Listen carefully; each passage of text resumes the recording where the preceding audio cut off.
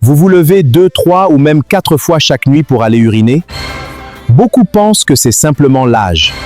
Pourtant, cela peut parfois être le signe d'un problème de santé qu'il ne faut pas négliger.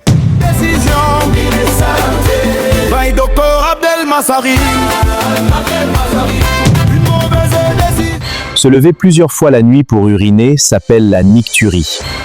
Les causes les plus fréquentes sont le diabète qui augmente la production d'urine, une augmentation du volume de la prostate chez l'homme, surtout après 50 ans, une infection urinaire, souvent accompagnée de brûlures ou d'envies urgentes, une consommation importante d'eau, de thé, de café ou d'alcool avant le coucher.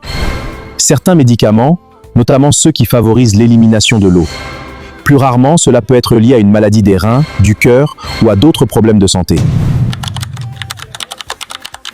Et il est important de consulter si vous vous levez 2 fois ou plus chaque nuit pendant plusieurs semaines, vous ressentez des brûlures en urinant, vous observez du sang dans les urines, vous avez de la fièvre, vous avez des difficultés à uriner, ou si cette situation s'accompagne d'une soif importante, d'une perte de poids ou d'une fatigue inhabituelle.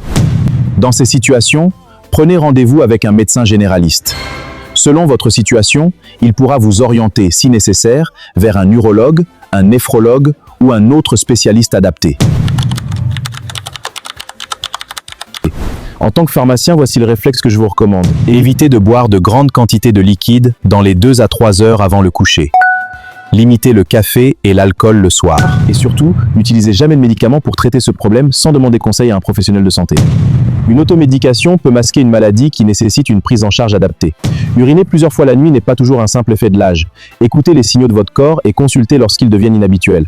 Suivez cette page pour recevoir chaque semaine des conseils santé simples, fiables et utiles. Parce qu'une bonne information peut parfois éviter une mauvaise décision.